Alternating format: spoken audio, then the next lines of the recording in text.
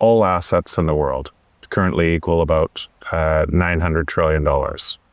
Underneath those assets is about $600 trillion of debt. If you include all of the liabilities and unfunded liabilities, but 600 trillion. And so if that debt went insolvent, all of those assets are worthless, right? Because everything would collapse. So people are measuring their assets within a system that debt is already insolvent, and they're pretending that debt is solvent. That debt requires more and more manipulation of money forever, exponentially more manipulation of money, so that the assets don't collapse and everything within that system doesn't collapse. So we're at the almost end of days. It could go on a bunch longer, but that system is getting more and more centralized, more and more controlled, and because it has to. We'll go into that afterwards. But every single asset, so instead of thinking 900 trillion of assets, think my house within that, this building within that. Well, if that debt went insolvent, this place would be worth nothing, like nothing, right?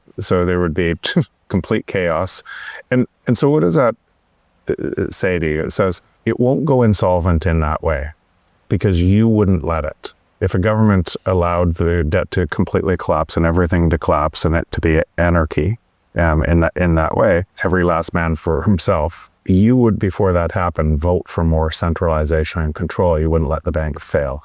So when I say it's going to collapse to zero, it won't collapse to zero. And instead, there will be liquidation, more and more manipulation of money. So from Bitcoin's perspective, if you just said, you have an open, decentralized, secure protocol bounded by energy. And that's my kind of 5 criteria on what this is. So that system bounded by energy, as long as it stays decentralized and secure, the only thing that would change this is if somehow Bitcoin broke and wasn't decentralized and secure. But that system bounded by energy will reprice all $900 trillion of assets. All. It's not, Bitcoin isn't within the system, it's outside the system, bounded by energy. There's a really important differentiation. You know this, many Bitcoiners know this, but many Bitcoiners know it, and at the same time, they're pricing it as an asset within the system.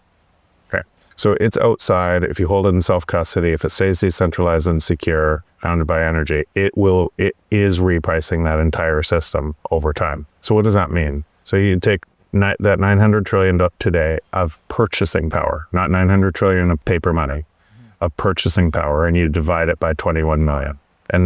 Or if you said that how many lost coins, you divide it by a smaller number. But let's say that number equals 43 million. Approximately 43 million of purchasing power in today's currency of Bitcoin. But what would happen from that system?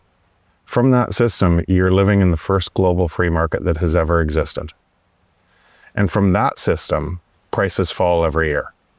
Prices, as we automate, as AI moves faster and faster, as AI merges with robotics, as the free market adds more people to the free market and those ideas compete to provide us value, prices fall forever relative to that 43 million. So that 43 million gains more and more value forever. So if you had a small percentage of a Bitcoin in time, that would be enough to live forever. And it's just, all we're talking about is the timing of when that happens, rather than does that happen.